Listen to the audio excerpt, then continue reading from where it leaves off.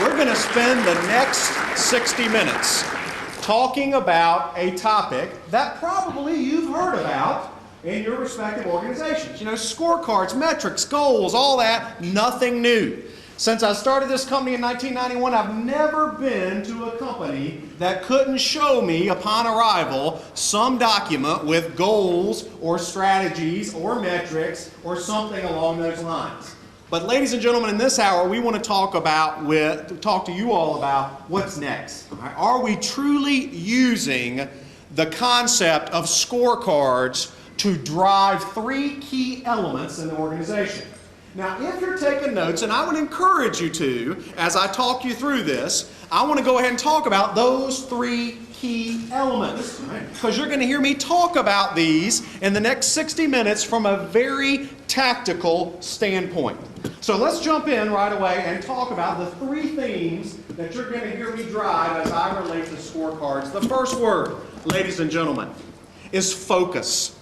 We've got to look internally at our metrics and say, do those metrics give us the ability at every level of the organization? If I walked out in any person's organization, their shop, their factory, their office, and pulled anybody aside and asked them this question, is your organization winning or losing? Could they answer it? If I asked them that at this moment in time, is your company, your organization, are we winning or are we losing? Because fundamentally, ladies and gentlemen, if your people cannot answer that question, I don't care how many scorecards you've got plastered on bulletin boards across your organization, they are worthless.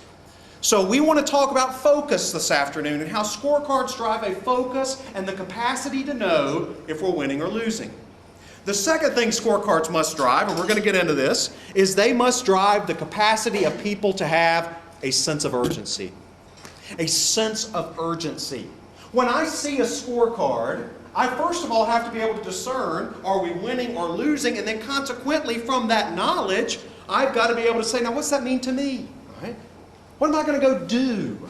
And frankly, that's what's missing with most scorecards. We don't do anything. Right? It's a nice little report that gets generated, but we do nothing with it. And consequently, it does not build a sense of urgency. The final piece that I'll touch on some in this 60 minutes, and frankly the most important, is scorecards must drive a culture of accountability. Now I'm going to spend time talking about what I mean by a culture of accountability. But let me go ahead and say this in preparation of that. I think there are frankly very few teams that exist in business today. It is a word that we have overused to the point that it means nothing, ladies and gentlemen. And if you take nothing else away from what I say in this hour, I want you to think about how is your organizational performance powered today? Is it powered through the personalities of those in your organization, or is it powered through certain non-negotiable processes? Because in my message, I want to talk about non-negotiable processes. Now let's just take that word before I jump in. If someone said to you, and I don't have my glasses on, sir in the blue shirt, non-negotiable, what comes to your mind? Someone says, what's that mean to you? What comes to your mind? It's not open for discussion. Not open for discussion. I like that. Someone shouted out set in stone. Now here's my view of most companies. If we're being absolutely transparent, I believe most companies have a belief that everything is what? Negotiable. All right? In fact, I go into very few that can truly say to me, Shane, here are the non-negotiables by which we run this business. And if you don't have non-negotiables, ladies and gentlemen, in your organization, and I'm going to talk about three this afternoon, scorecard being one of them, but three that fundamentally have to be there. If you want a culture where focus is obvious, where urgency is evident, and where accountability is real, it can't be optional. Right? Now, as we go into this concept of non-negotiables, though, I think we need to spend time talking about not the future state yet, but the current state. And let's just talk a little bit about some of these words in blue on this slide, because many of y'all have them in your organizations today. You see circles of ISO and lean and green belts and black belts and operational excellence and Six Sigma, and you name it and we're doing it. All right? I was in a company the other day.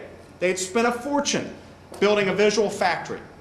And every team, as I walked through, had these huge octagonal towers that were built that were supposed to be updated every week with the scorecard, with all this great, wonderful information. Well, as I was touring by one of them, I noticed that on one of the cells, because this organization has cells, each cell has this tower, on the cell that was supposed to have the picture of the scorecard, there was a picture of Fonzie. All right, I'm going to show Happy Days. All right, where they found a picture of Fonzie, I have no idea. I haven't seen that show in years. But there was a picture of Fonzie, and the reason Fonzie's picture was on this octagonal tower was because the team believed Fonzie represented their supervisor. All right, which is a long story. All right, now. So I'm looking at this and wait a minute, this octagonal visual factory production board, this was supposed to be the tool, the vehicle, the system that was going to drive focus and urgency and accountability in this factory each and every week. Yet there was a picture of Fonzie on it. What happened? Well, I began to ask a couple of questions because I love to ask questions. And I went to the person in the cell and I said, well, why is Fonzie on this production board? Well, what's going on here? And they said, oh, well, we used to do that when Mike was our EVP of operations. But Mike's not with us anymore. So we don't do it anymore. Ladies and gentlemen, the first point I want to drive home, and as I'm driving these points home with you all, I want you to be introspective and reflective about you, your team, and your organization. Because I believe performance in organizations today, if we're being totally transparent, is driven by what I call the 3 Ps. And one of those P's, ladies and gentlemen, is proximity. When we have a leader that thinks something is important and that leader periodically shows up, what do? What do? We do it, all right? It's like I take a tour every year with Edward Michelin of Michelin Tire. Worked with them for years. And now this is a joke to me. And a week before we arrive at any given site, an email goes out to the general manager saying Shane and Edward are arriving on this day at this time. Now what happens in the 7 days prior to that visit?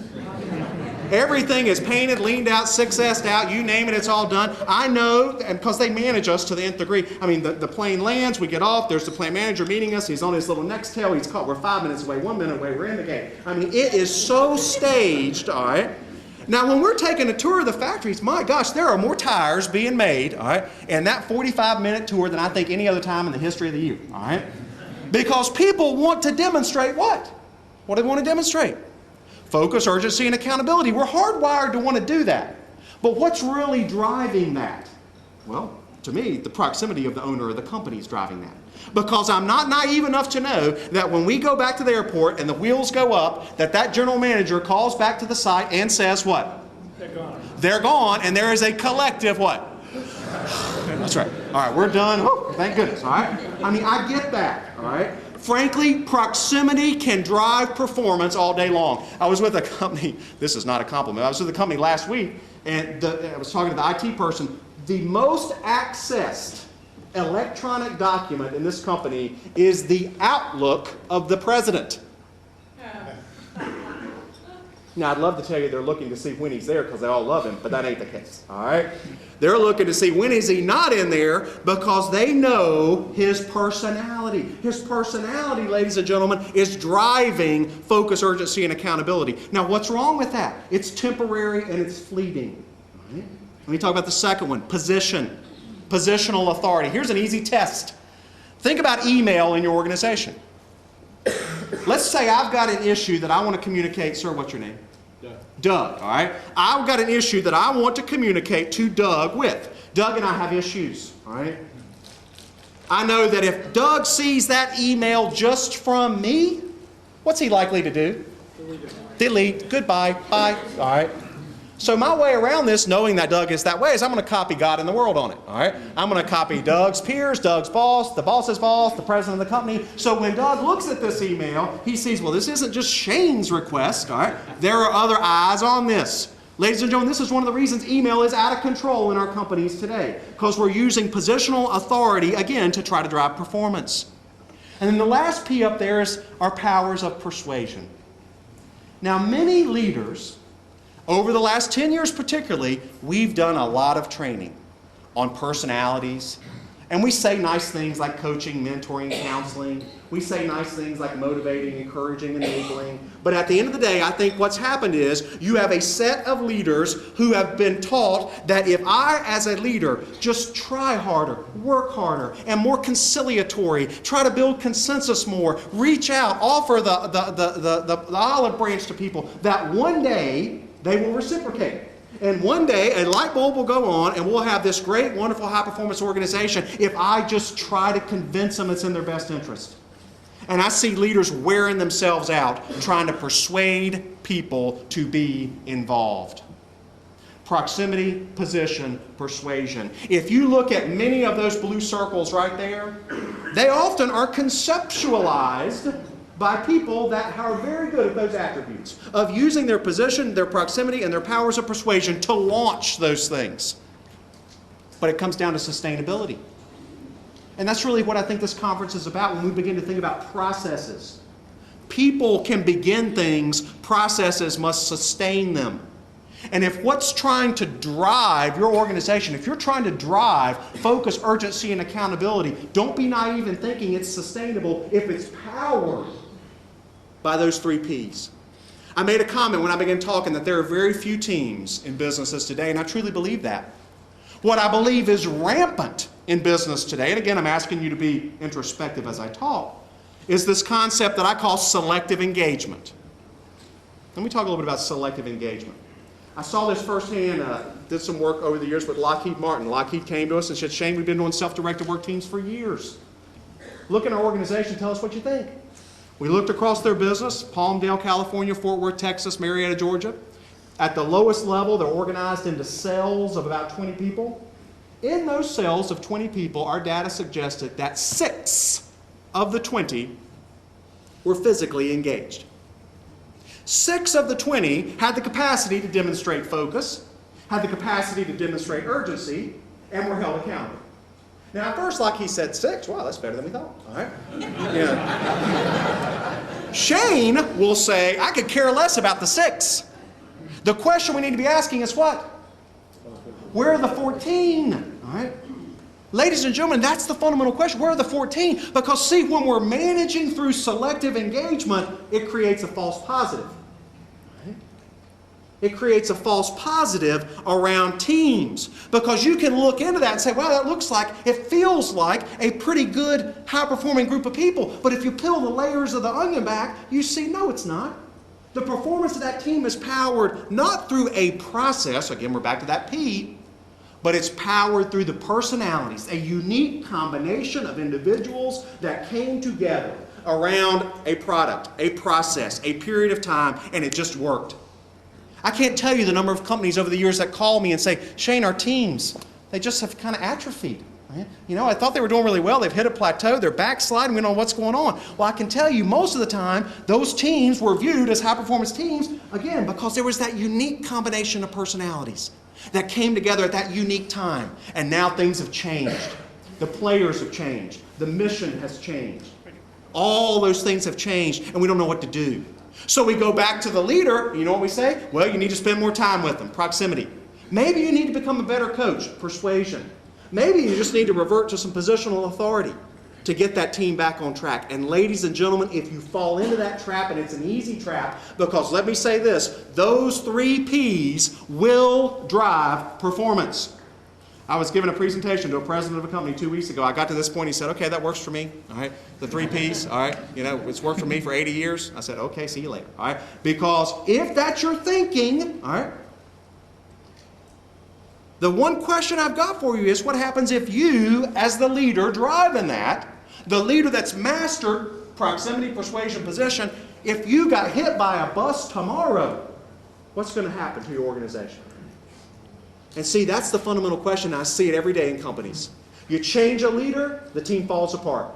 You change a high performer, the team falls apart. All right? How do you build a robust, sustainable organization so those systems right there, which are all great ideas, those blue circles, great, wonderful things, how do you take those and make them sustainable? It requires a rethinking. Now, a few other points here before I jump into how we're going to fix this. Many of these I've talked about, but let's go to scorecards just for a second. and talk about that. When I talk about scorecards, I want to ask you this question. Is the view worth the climb?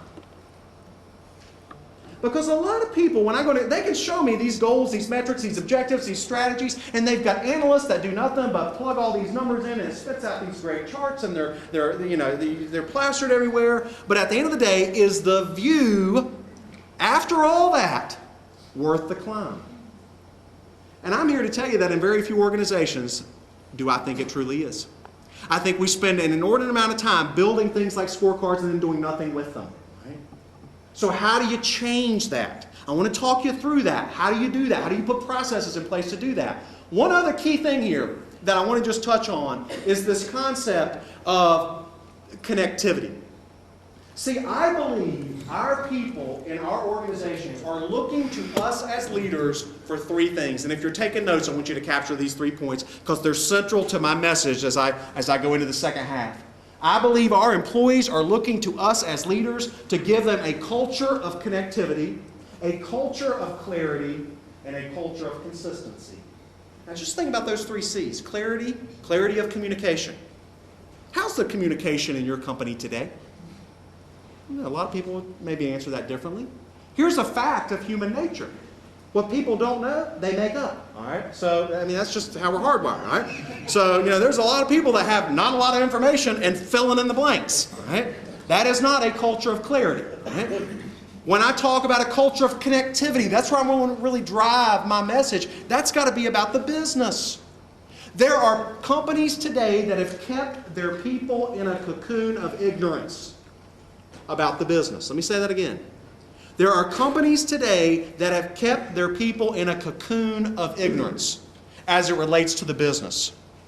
And if people are in this cocoon of ignorance, how can we ever expect them to truly be able to demonstrate focus, urgency, and accountability if they don't understand the business? If they don't have the capacity to know, are we winning or losing? There are many companies I see today that are losing and the people have no clue. All right? No clue. I was chatting with my table at lunch about I was in a big automotive plant recently working with the leadership team. And there was 80 people, the plant manager down to the frontline supervisor. And we were there for 3 days talking about the things I'm talking to y'all about at greater length. And at 3:30, a big klaxon goes off signaling shift change. At 3 o'clock, ladies and gentlemen, people started to line up at the gate. At 3:25, I don't think there was anyone left in the factory. All right? Now, as the gate rolled back and the klaxon rang at 3:30, I see people walking out, high-fiving, happy, we're done, it's over, I'm out of here, what are you doing tonight, who's going to win American Idol? I mean, there was all these kind of conversations going on. I looked at the 80 men and women who were the leaders of this organization in this conference room, and the attitude and mood was entirely different. Why? Why is there a disconnect? Is there a disconnect in your organization? Because, ladies and gentlemen, if you take nothing away than what I say today, we've got to break this cocoon of ignorance. We've got to not shy away from bad news. We've got to give our people the hard, cold reality of business today. And sometimes that's not a pleasant thing to talk about, but we're doing them a disservice if we don't. Because if we don't share with them the reality by which we live, there is a consequence to that. And you may be suffering in this consequence today. It's the consequence of dependency and entitlement. Dependency and entitlement. If I don't understand the business, then again, I'm going to look around and I'm going to say, well, wow, Ken, he seems to be doing really well. He's driving a nice new car out there. He's the plant manager. Things must be going okay. And if he can have a nice new car out there, why don't I have a nice new car? He must be getting paid a lot more than me. And all this begins to happen. I was in a company at the end of last year. They'd had a good year. The general managers decided to give everybody a little 13-inch flat screen TV in celebration for their good performance. As people were walking across the stage, there were some grumblings as they picked up their little TV and got down on the other side, and they said, well, why did we just get a 13-inch, right? I think we deserve the 50, all right? And I can tell you the president about repoed every one of those 13-inch TVs because he was so mad, all right, because people missed the boat. It became an entitlement. It became a dependency on the leaders. So how do you break that? I want to show you a model, ladies and gentlemen, that I want to talk to. It's about non-negotiable connectivity processes. And as you look at this model, let me drill into this. because there's three key things I want to touch on. The first one is this concept of scorecards. The first quadrant over here on the left, the connectivity process. We have got to create a system that connects our people. Frankly, that connects them to the one and only thing they have in common, which is the business. So how do you do that? I'm going to show you. The second thing I want to talk about is this accountability process. It's one thing to have scorecards, but if you're doing nothing with the scorecards, they mean nothing. So you've got to build an accountability system that accompanies that. And then the last piece, you've got to build a communication system, a clarity process down there at the bottom that binds it together. And I'll say a couple of words on that as I talk. So let's talk about the first one here, a scorecard. Raise your hand if you've got scorecards in your organization today. A lot of people have the concept. I would challenge you as I'm talking to see if what I say describes what you do. All right? The first point I want to say is this. Are your scorecards thermometers or thermostats? Now let's understand the difference anecdotally. What's a thermometer do? What's it do? Simply, it tells the temperature. That's it. All right? My oldest son is home with the flu, taking his temperature every couple of hours. It's going to say, here is his temperature. It's not going to do anything about it. It's just going to say, here's the current state. And 90% of the organizations I see today that say they have scorecards being used from a thermometer application. They have a group that generates them.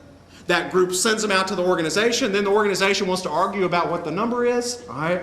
And consequently, that's a great way so that we do nothing with it. All right? They plaster them up. They have gimbal walks around them, and everybody stares at them and says, all right? And that's about it. All right?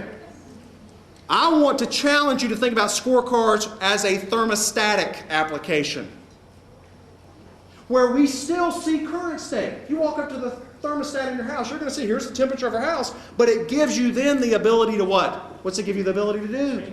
To regulate. If you're hot, you can make it colder. If it's cold, you can make it hotter. It's that regulation piece where the wheels fall off the bus with these scorecards. How do we drive focus, urgency, and accountability around scorecards? Now, what does a good scorecard process need to do? If you're taking notes, this is fundamental. A good scorecard process should do the following three things, and it's the title of this lecture. The first one, it should educate. A good scorecard process educates people on where we've been, where we are, where we're going. A good scorecard process educates people on what do the numbers mean? What do these acronyms mean? What's overhead mean? What's OSHA stand for? We laugh and say, well, they should know this. They don't. All right? I'm amazed at the people that don't understand the things that are put on scorecards. First and foremost, a scorecard should be your primary orientation tool. How can you run people into your organization through a new employee orientation and not have a scorecard as the fundamental component in that? You're asking for ignorance as an excuse if that's your methodology. You know, Michelin, every new employee goes through 40 hours of the history of rubber. All right? Can I tell you? Who cares? All right? You know, 1 hour is enough. 40, put a gun to your head. I mean, you get them in and talk about the business. All right? Get them in and say, welcome to our organization. Here's how we're doing corporately, organizationally, and here's how we're doing in the team you're going in. Tell them that. Use it as an education vehicle. Now, to use it as such, we as leaders have to understand it. All right? So that's the first task. Second thing a good scorecard should do, and I'll talk more about this at the end, scorecards should facilitate. Now, I was with a company the other day. Let me tell you their great idea. Nobody likes to go to meetings. And this seminar is not about meetings, all right? But I want to talk just a minute when I say facilitation. This company had just done an employee satisfaction survey, and it came back, surprise, surprise, our meetings are terrible. So here was their great idea. They went into the organization and they identified 50 people across the corporation as what they would call master facilitators.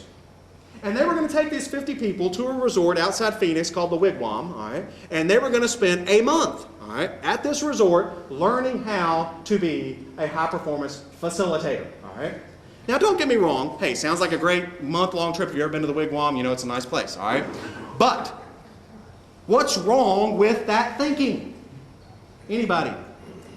What did you just say was going to make the meetings better, Doug? You don't facilitate at a resort, you facilitate at work. I like that, Doug, yes. What else? What's wrong with the thinking? We were right back to what? The 3 Ps, ladies and gentlemen. Because who do you think those 50 people were? Who do you think they were? They were the ones that were already engaged. Using my model, they were the 6 of the 20 that were already engaged. They were the ones that were naturally leaders. They were the ones that were extroverted. They were the ones that could write on a flip chart. All right? They were the ones that could do those things. So they say, let's get all those people together, all right, and they're going to become the master facilitators. So if you want to have a good meeting, all right, you need to what? You need to get one of those resources in there. Ladies and gentlemen, please. We think in terms of personality when we need to think in terms of process. You want to improve the meeting effectiveness of your organizations, a scorecard needs to be in every single meeting. Now let me describe that.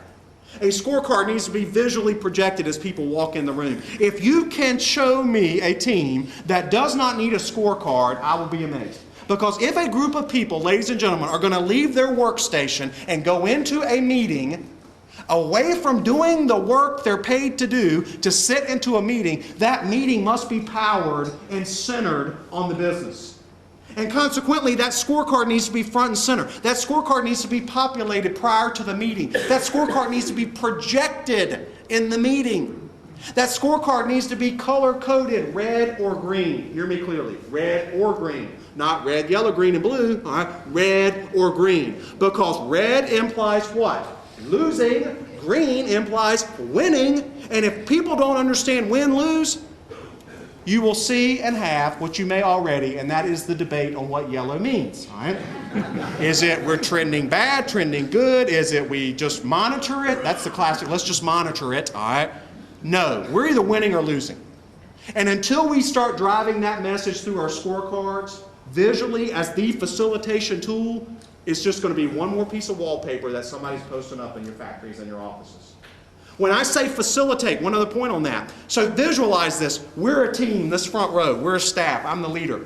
We have our weekly staff meeting. It's Monday morning, 9 o'clock in the morning. When we walk in that weekly staff meeting, the scorecard's front and center. It's been populated by close of business Friday. It is visually in the room. It is color-coded red-green. Now hang with me. You're in that meeting. All the items on your scorecard are green. Green meaning we're on track, we're good, things are well. And they're legitimately green. All right, no one's sandbagging. They're legitimately green. Before Shane starts talking and the meeting begins, what should be going through every person's mind about that meeting? Why are we here? Why? Go further, sir. What do you mean? If everything is going well, what are we going to get out of this meeting? All right, I like your thinking. All right. I like that. What else should be going through our mind? Anything else? What are we going to do next? What are we going to do next? Yeah, we're going to talk a little bit about that. I mean, here's my point, and I agree. If the scorecard's green, we need to be saying to ourselves, the purpose of the meeting should be to advance the business. All right, now that's the fundamental thing you got to get across in your organization. Our meeting is the purpose of every meeting to advance the business. You got to have that. It's not team time. All right, that's what they've degenerated to. We're going to be in group growth for the next hour. No, all right, it's about the business. All right, advancing the business. You can't advance the business unless the scorecard's visual. You can't advance the business unless people understand the scorecard, educate. The scorecard is the facilitation tool, so logically, if the scorecard is green, people should be saying, well, this meeting is going to be short. Because the goals we've set, we're achieving, therefore let's not spend time here, let's go back to work and keep it going. All right? Is that the view of your meetings? Because see, if you don't have a scorecard running your meeting, guess what will every time? Personalities. I was in a company the other day. I walked in, the president invited me to this company. It was in his executive staff meeting. I walked into this meeting, sat down, nobody knew I was coming. A gentleman sat down beside me and he said, oh, you're in luck today. I said, why is that? He said, we're going to have a good meeting. I said, really? How do you know? We haven't even started. He said, well, Mike, the VP of safety, all right, he's on vacation this week. I said, really? Well, what's wrong with him? He said, he's a jerk. All right. I mean, and it's just so funny how we go to meetings and our meetings have become not driving the business, but it's become all about personalities. It's become all about, well, what do we want to talk about today? All right? It's become this meandering, wandering, useless amount of time. And if you want to improve the meeting effectiveness in your organization, you need to use the scorecard to facilitate that. All right? I fundamentally believe that. Scorecards have to be visible, they have to be color-coded, so within 5 seconds, ladies and gentlemen, of those participants sitting down in that room, the tone of that meeting has been set. Let me say that again. Within 5 seconds of those people sitting down in that meeting, the tone of that meeting has been set before a verbal word has been spoken. Now the third one. So I said educate, facilitate. Here's the important one, the third one. Motivate continuous improvement. Motivate continuous improvement. Now, I've been talking a lot about scorecards, but let me also say this. You could walk into many of our clients, Harley Davidson, one of them right now, and you're going to see their scorecards, and what color are they going to be? They're going to be red. Sadly, they're going to be red, all right? For a lot of reasons. And at this point, I don't care as much about the color of that scorecard. What I care more about is another non-negotiable process called the action register. I don't care as much about the scorecard. I want to now look at the action register, because that's the vehicle by which I want to see that team demonstrating focus, demonstrating urgency, demonstrating accountability. Now, how does that work? Raise your hand if you've ever had to brief a presentation to a senior executive on the performance of your unit or your division or your organization. Raise your hand if you ever had to do that. All right? Most of us have. Sir, right there in my line of sight. Tell me your name. Michael. Michael. All right? Michael, so you've had to give a presentation to executives before, right? All right.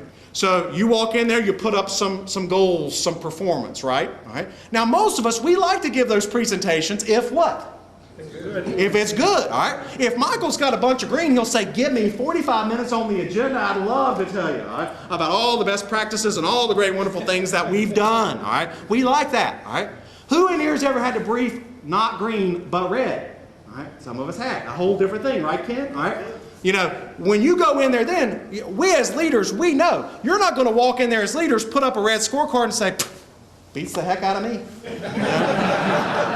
Any questions? I mean, you know, you're not going to do that. You're going to get that red scorecard off there real fast, and what are you going to put up, Ken? The actions. See, ladies and gentlemen, this is fundamental. If your scorecards aren't coupled, combined, and linked to this action register process, they will begin and end as a thermometer. That's it. They'll begin and end as that. But if you can link them, if you can say, here's our scorecard, and behind that scorecard is our action plan, so that every red item on the scorecard has a non-negotiable correlating action plan that says, in response to our red scorecard item X, we are going to do what? Until you've got that connectivity there, your scorecards are not achieving, I believe, what they truly can achieve. And that to me is really where the rubber hits the road. That to me is the most important thing of scorecards. If you don't have an action register tying it, you don't have the motivation piece. Now I talked about red, but let me also give you another point. If you've been green for 90 days, that triggers the same activity, ladies and gentlemen. I want everybody to hear that clearly. If you've been green for 90 days, I expect that team to have a scorecard goal review. So we don't just sit on green all year long. And that's how a lot of people look at scorecards. Oh, we're green, we're happy, we're done. All right? I'm done till 2010 when we go through the goal exercise again. No. All right? A scorecard is a living, breathing document. Do you know most scorecards go through 6 iterations before the team managing the scorecard lands on the goals that actually drive the business? 6. How many have you been through? Think about that. One other point I want to make on scorecard real quickly is this theme of common business language. You know, I was walking through a factory not long ago, and they had metrics. I'll give it to them on that. But what they had was, you walked into one part of the organization, they tracked everything on an Excel spreadsheet. You walked into another part of the organization, they had all these fancy histograms, Pareto analysis, all this stuff. You walked into another part of the organization, they had a little different system. They had a software package that actually published some scorecard stuff. You had different languages. One of the fundamental non-negotiable pieces of scorecards is the language has got to be common. The look has got to be common. The format's got to be common. It's got to be non-negotiable. You cannot have creative license with scorecards. Scorecards have to be driven top down from a consistent format, consistent focus area, consistent methodology. Just some key points here, and I've talked about many of these. How many things should be on a scorecard? No more than 15. No more than 15 goals, ladies and gentlemen. Don't do it's got to be one page, all right? I was in a company the other day, they said, oh, our scorecards are one page. I look at it, it's printed in 2-point font, all right? There's like 1,000 things on there, all right? No, 15 goals on one page, scorecard, color-coded, red, green. And to drive scorecards, one final point before I leave this. There's got to be a global scorecard set. There have been organizations I've worked with over the years that want to do scorecards at a local level, a team level down in the organization. You got to build first and foremost your global scorecard, your corporate scorecard, your company scorecard. Because that sets the format, that sets the themes, that sets the critical directions. You can't have local teams building scorecards without that connectivity all the way to the top. And the final point I want to say on scorecard before I jump to the next one is this. Is the view worth the climb? And I really want you to think about that question, because I bet all y'all are measuring in this room. All y'all are measuring in this room. Is the view worth the climb? When you get that document, that scorecard, whoever brings it to you, whatever, however it happens, and you look at it, does it drive focus, urgency, and accountability? Because that's really what I mean when I say the view. The view ought to give the team the capacity to have focus, have urgency, and have accountability. Think about that. The next one, and this is just something, I've got many examples of scorecards I can make available to you all at the end of the session, and I'll say more on that later. But let's talk about the next piece of the model. This whole accountability piece. The number one reason people get out of accountability is that they plead ignorance. I didn't know, I wasn't told, oh, is that what you wanted? Oh, I didn't know you wanted that today, all right? I hear it, it's rampant. If you want to migrate your culture from a culture of selective engagement, that example I gave you, 20 people on a team, 6 people engaged, where are the other 14? If you want to migrate your culture to a culture of collective accountability, it begins, ladies and gentlemen, with embracing a tool that makes accountability visual. Right? A tool that makes it visual. Now, the tool I like to use is a tool called an action register. And it's real simple, all right? I'll show it to you. I mean, it couldn't be any more simple. But I want to talk about execution. If you look at this tool, it's a 5-column chart. Action, owner, target date, completion date, comments. That's it. And some of y'all probably use a tool similar to this. Action plan, action list, action register.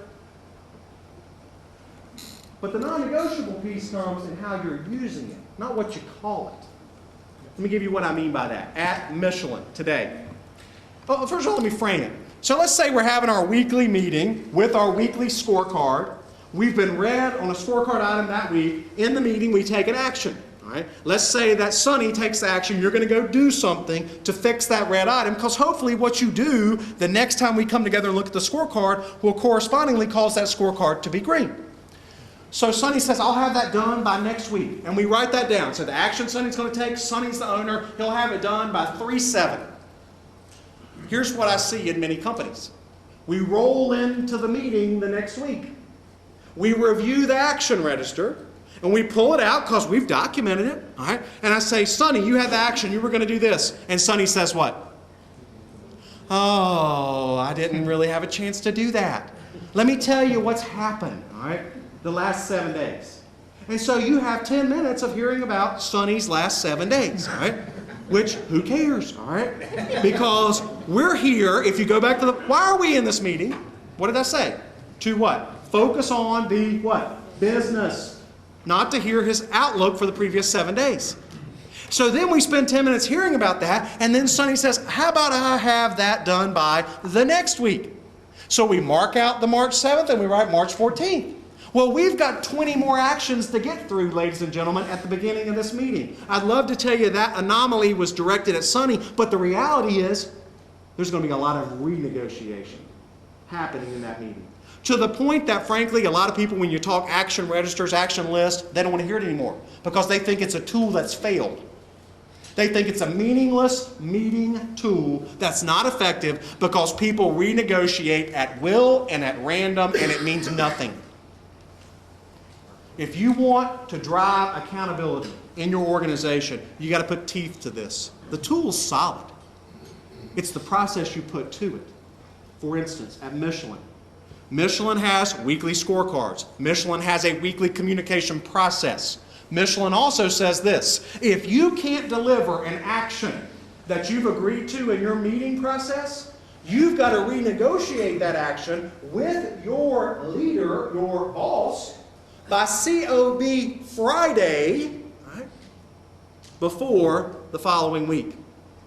What are they trying to drive? Think about that. You've got to renegotiate that action with your boss prior to the following week by close of business Friday, so that what? What are they trying to drive? You tell me. Trying to drive accountability. Number one, let's be clear. I don't look at the action register just when I walk in the meeting, like a lot of people do today. I'm looking at it as I'm walking in or when I'm already there. They're trying to drive this as not a meeting tool, but an accountability system. Have you taken and made action registers, action lists, action items a system of accountability or a meeting tool? Because if you've relegated it to a meeting tool, you'll never make the connection to the scorecards. We've got to put teeth to it. Because think about this, how it would play out. Sonny, I'm the leader of this team again. Sonny's coming to me every Friday to renegotiate. What do you think that tells me? What's it tell me? Could be a number of things. It could be that he doesn't want to do it. Could be that he doesn't have time. Could be. Could be that the original date, target date was unrealistic. Could be. All those things. But where do we need to mitigate that? Not in front of 20 people in the meeting hearing about all this. We need to mitigate that one-on-one together before we walk into that meeting. Because hear me clearly on this point about action registers. I think most of us have become delusional about the difference between urgent and important. And I believe many times when we put dates on these things, we find ourselves thinking that every single action that comes out of that meeting is urgent. That I've got to have it done by tomorrow, by next meeting. And that will force failure mode in what I'm describing. You have got to discipline yourself to say, wait a minute, before I just throw a date up there because it's just quick and easy, let's think about, is that truly urgent, or is it, hey, is it important, but maybe the timeline of completion's a bit longer? We need to discern that, ladies and gentlemen, in the meeting. Now, if Sonny is continuing to come to me after we've done all that, I might have a performance issue. And there are people at Michelin, ladies and gentlemen, that have gotten to the point where they're not granted any more extensions. The conversation is this: Sonny, I can't do this anymore. I'm sorry, but you're going to have to work on this over the weekend because we've delayed this 3 times, and I expect this done Monday morning at 10 o'clock in our staff meeting. I hate it for you, but you know what? We got to get it done. Now, Sonny's going to walk out of there feeling a little unhappy, right? But you know what? I don't care. Because we've got to start putting seriousness into our culture, ladies and gentlemen. And not just seriousness with me as a leader, but clear expectations with the team. Does your team have clear expectations about engagement? Have you deferred in your leadership of your organization to become reliant on that selective engagement? Because see, one thing about selective engagement, again, I told you it created a false positive around accountability. That whole selective engagement, it can make you feel kind of good. But what I often see today is this. Even if you just look at this as just a quick example with these 4 tables up here. I've got Ken on my team, who's my go-to guy. I've got Carol on my team, who I would rather have a root canal than talk to. All right? What do I do with this example? I'm going to go to Ken all the time because I like him. All right? That's right. What am I going to do with Carol? I'm going to leave her alone. All right? Now, this team of 20 people, they see this, and what do they say? What do they say? Yeah, Carol becomes a magnet. All right? She becomes a magnet. She starts having much more friends at break and going to lunch with her, all right? Because I don't want to be like Kent because Kent's killing himself, all right? And what happens is the disparity of engagement grows. But see, we also have a kind of a wacky way to look at this. I think sometimes we as leaders, we say, you know what? Yeah, Shane, you're right. I shouldn't keep giving that stuff to Ken, but I don't really know how to engage everybody else. So I guess I'll just what? Do it myself. Is that what you're doing? Is that what we're doing? Where our good intentions are not elevating expectations of engagement, but diminishing them? Ladies and gentlemen, it's amazing how a culture of dependency can happen, right? And before you know it, you're doing it all for the team, right? And you can say they're a team, and you can have all these systems, but if you don't have the non-negotiable processes clearly articulated, you'll be doing it all. I have 2 sons. Recently, I had a personal epiphany. My wife calls it a breakdown, but regardless, all right? They play soccer, and I'll give you just a typical Saturday that was happening in my house. They're out in the car at about 8:45. We have to be at the field by 9 o'clock because the coach says if you're late, you got to run laps. So at 8:45, they're out in the car screaming for me to hurry up and get out there because they can't drive yet. Now, there's a reason I'm not calmly driving them to the field. I've gone out, I've done a quick survey, and I've noticed that they are absolutely not prepared for this practice, all right? They're half-dressed, all right? They have a soccer ball that has no air in it, all right? One has their brother's cleats on, one has like just, I don't know what he has on, I mean, just, he's crazy, all right? And just, I mean, they just do not have what they need. So I've taken this inventory, I'm now tearing back through the house, all right? Trying to get all this stuff, get in the car, get to the field, get there by 9 o'clock, so that nobody has to what? Has to run laps. Well, I had, again, an epiphany. I had one of those, I'm done with these kids, all right? D-O-N-E, done, all right?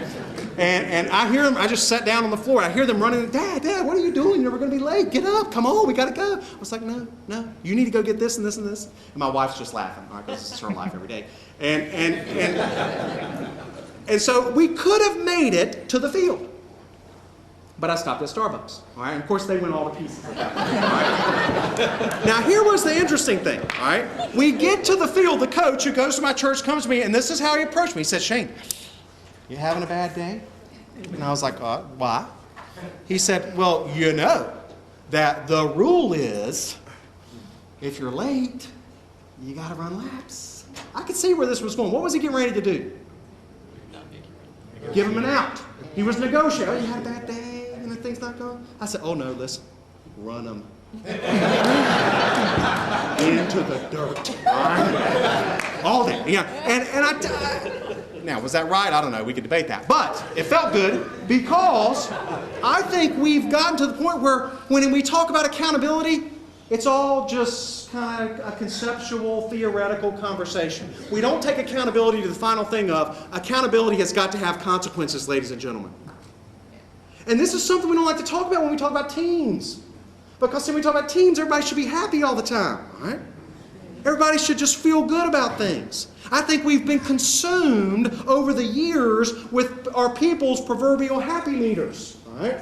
And we've been told as leaders that if you keep their happy meter full, one day they'll reciprocate and be an engaged, high-performing workforce. And we're wearing ourselves out trying to keep them happy. Let me ask you this question. Maybe your bosses are in the room. Is your boss here, Sonny? All right, good. Answer this question, all right? Do you have more on your plate today, Sonny, than you had a year ago? More stuff to do. Yeah. Did anybody come to you and say, Sonny, how do you feel about this additional responsibility? I mean, emotionally, are you okay with it? I doubt it. All right? Yeah. I mean, it's a funny question because no one's asking us as leaders that. You know, as leaders, we're just expected to what? Perform. We just got to do it. If that means you take work home, so be it. You're a leader. If that means you work over the weekend, so be it. You're a leader. But there is a disconnect. Ladies and gentlemen, when I look down in organizations and we talk about accountability, do you have a culture of accountability, or do you have a culture of selective engagement? Do you find yourself deferring to the Kens? Do you find yourself, when you need something done, saying to yourself, it's easier if I just do it. Consequently, I'll work another hour longer to do that. Yet I have a group of people, 20 resources, that are fundamentally untapped and unengaged. I believe we've got to get real with accountability. One final point on this before I leave this to talk about the last part of my model. It's this concept of empowerment. Y'all have heard a lot of it over the years. I was in Burbank, California, not too terribly far from here, at a company I work with. The first time I met them, I was in their waiting room. They had on their big customer board as you walk in this 3-paragraph epistle, all right, on empowerment. A journey, a destination that when we arrive, you know, everything will be wonderful, all right? And I think that's the view a lot of us have. We keep empowerment in this kind of future state, feel-good attitude. Empowerment is not attitudinal, ladies and gentlemen. Empowerment is driven by accountability. If I'm in a meeting and my scorecard's red, I've got 20 resources in there that ought to be able to take an action to turn that red scorecard to green. And if I'm not consistently and collectively engaging those 20 resources, then shame on me. Because the issue's not the team, the issue's me. Are you building a culture of collective accountability, or are you content to remain a culture of selective engagement? I don't believe we can anymore. Because what I see, and I saw it the other day, I was with a company, they had a high performer like Ken, the example. Ken got fed up, left. Within 3 days, guess who else left? Those other high performers in this team. Ken said, listen, I'm going to a better place. All right? You don't have to deal with this anymore. Come with me. And they went. And if you don't think the economy we're living in today is going to create opportunities like that where people can see greener pastures and will not hesitate, it's there. So we've got to use scorecards in conjunction with our accountability system here. And 2 points on scorecards and action registers I got to hit real quickly. There has got to be a shared electronic system. A shared electronic repository for all scorecards and all action registers. A big mistake companies have made is everybody keeps them on their desktop or keeps them in an Excel spreadsheet or keeps them here. No. There needs to be one centralized process where all the scorecards are maintained, where all the action registers are maintained, so that if the action registers are all centrally maintained, that I could at any given time type my name in and see every action I've got across the whole enterprise. If you don't have the capacity to type in a name and see what they've got on their plate, and I mean not just in their functional team, but on projects, on committees, if you don't have the capacity to see that, it's very difficult to get to a true culture of collective accountability because people can hide. Right? You have to bring visibility to accountability. That's what it's about. Bringing visibility to accountability. That's the only way you'll ever negate ignorance as an excuse. Let me talk about the final part of my model. And it's this whole concept of clarity. Now, I've alluded to this a little bit about meetings. But ladies and gentlemen, there's a fundamental point I want to give you in this segment. And it's the difference between advertising and communicating. Because see, in many companies today, I think we've become absolutely reliant on advertising as the vehicle by which we're trying to drive critical, important messages. Now let me tell you the difference between advertising and communicating. Right? Advertising is a one-way process. It manifests itself in the workplace as bulletin boards, scrolling electronic signs when you come into parking lots, flat screen TV monitors that flash up little messages about upcoming events, tabletop tents that people put around break rooms and cafeterias, and the number one source of advertising, ladies and gentlemen, is email. Now follow with me for a second. Raise your hand if you've got a teenager in your house today. Anybody? All right. Carol, is it a boy or a girl? 3 boys. 3 boys. All right. Let's take your oldest. How old is he? He's 20. When he turned 16, got his driver's license, wanted to start going out, maybe dating, did you give him a curfew? Yes. All right, what was it? Go back, memory bank, what was it? 16. 11. 11 o'clock, all right. Now I want to ask you a question. What's your son's name?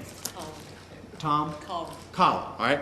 When you gave Colin his curfew, did you take it, write it on a note, 11 o'clock, slide it under his bedroom door, and say, Colin, when you get a chance, give me some feedback. All right?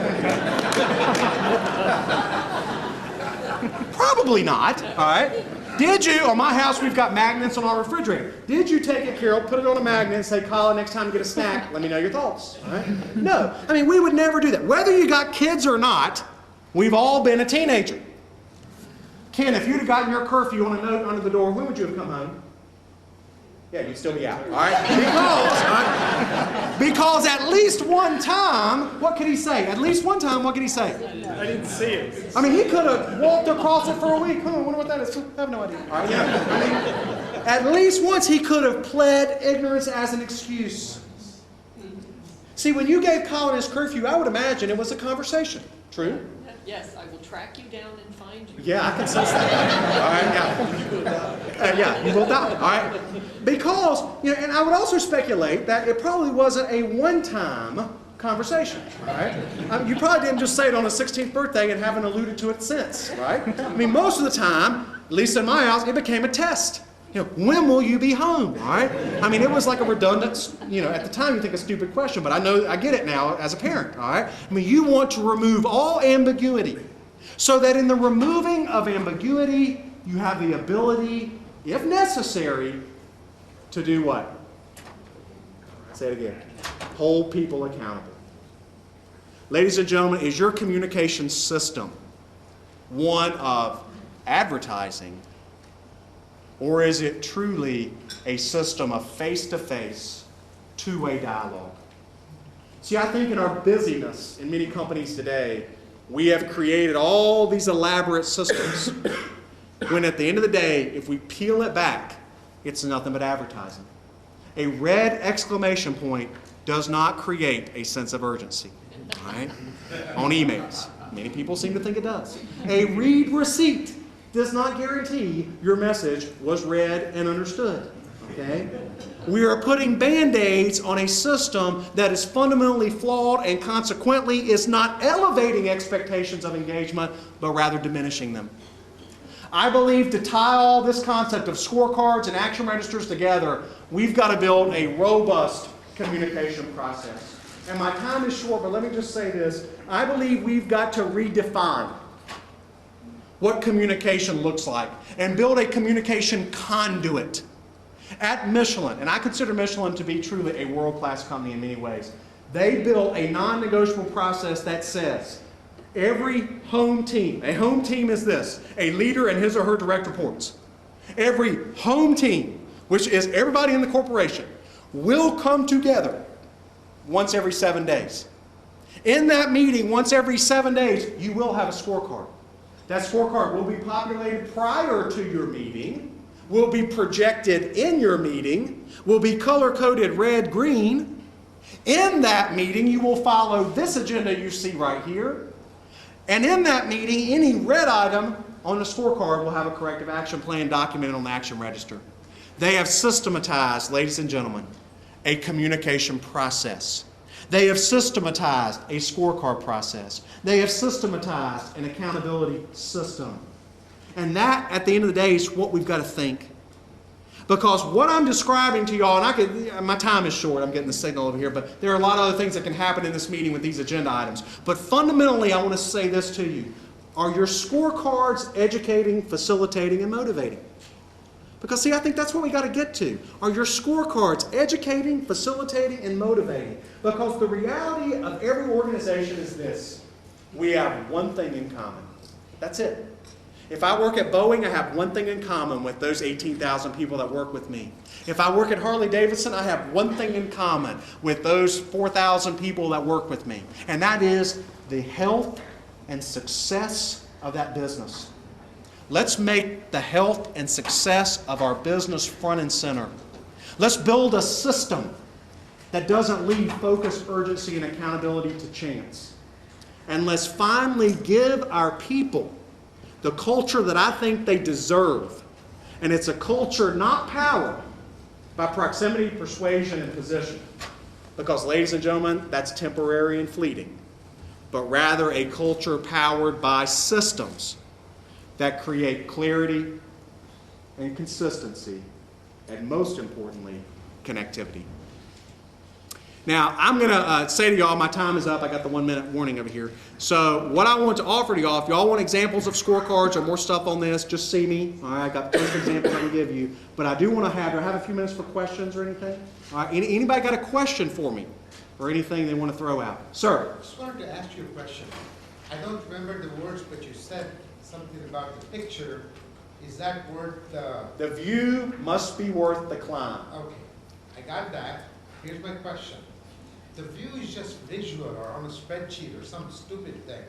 How is that going to get my emotion involved? It So starts, that sir, one time. that's a great question. You got to make it visual, all right? And the visual is the red, green, the win, lose. That's where you got to start.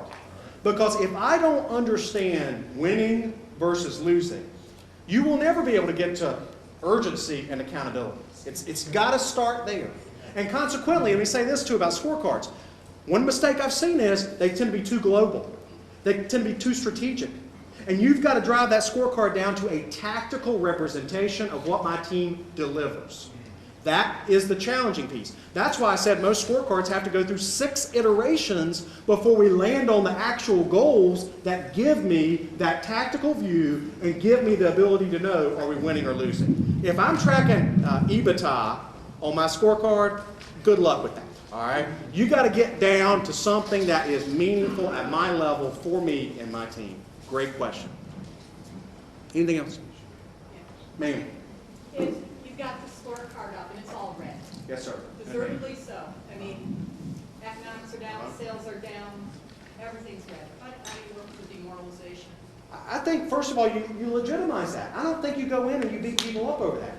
I think you go in and you say, look, we're red, we know it's red, it's going to be red, but we're not going to be victims. What we're going to do is we're going to eat that elephant one bite at a time. Let's take the first red item here. What do we think we can do about that? And it might be an incremental improvement. You may be red, because frankly, some of my groups are going to be for the whole year. But if we're incrementally getting at that, I think that recognition piece on that agenda you saw up there, that's where we got to do that. So people don't look at the scorecard and are demoralized. They look at the scorecard and they've got that view that says, hey, we're still red, but we're not as red as we were last week. All right?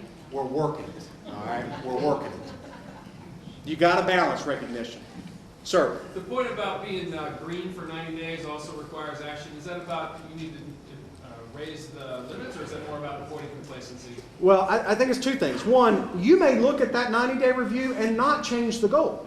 Because that metric is solid because we're on a cyclical time period and we know we're always green for this period of time, but we know consequently we're going to be red later on, so the goal's still valid.